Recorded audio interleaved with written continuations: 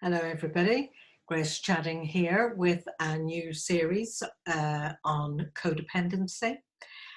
Many of you who followed the series of How to Survive Living with an Alcoholic have requested more videos on codependence. So this video is just an overview of codependence, and then I'll go into more detail in a series of videos after this.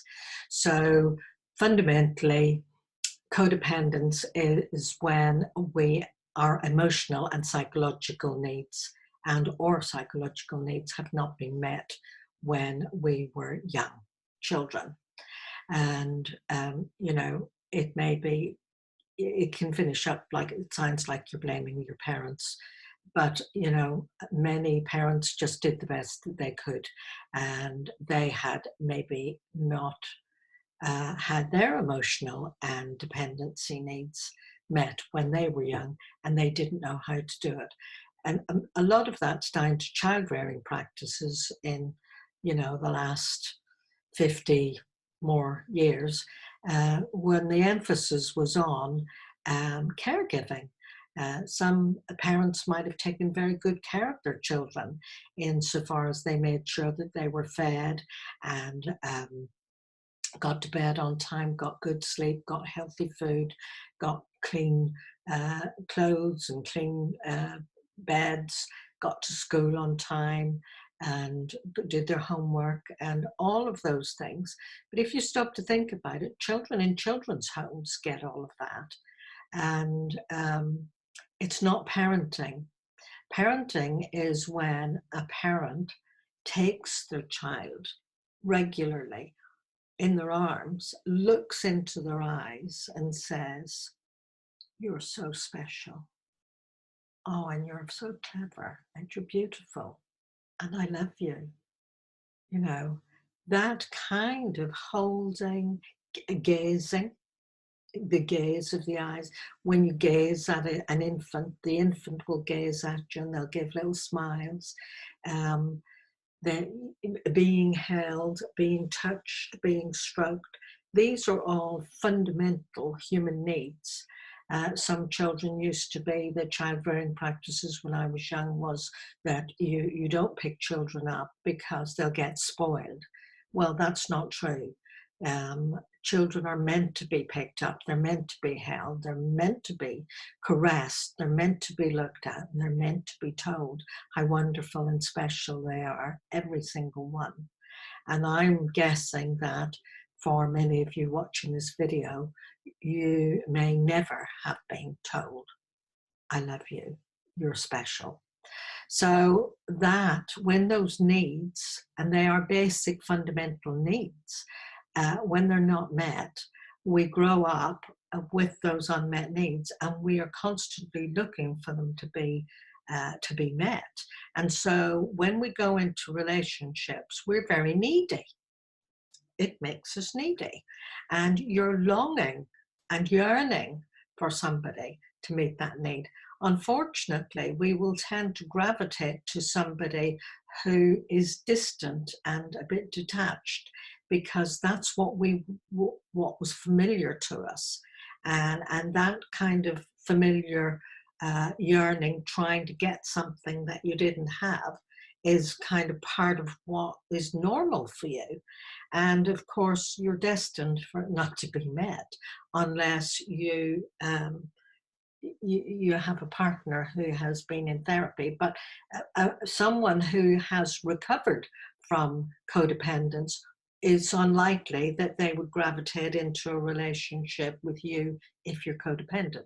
So there's classic signs of codependence is that neediness, but also it's fear of disapproval, not wanting to be on your own, always wanting to be with somebody, uh, being very careful about what you say, over concerned about what people think, and yeah, just constantly needing to be approved of, and generally being over responsible for how other people think and feel.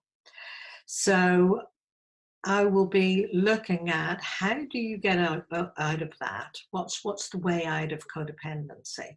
Well, it's a lifetime and a lifestyle choice, a recovery, and it is a recovery.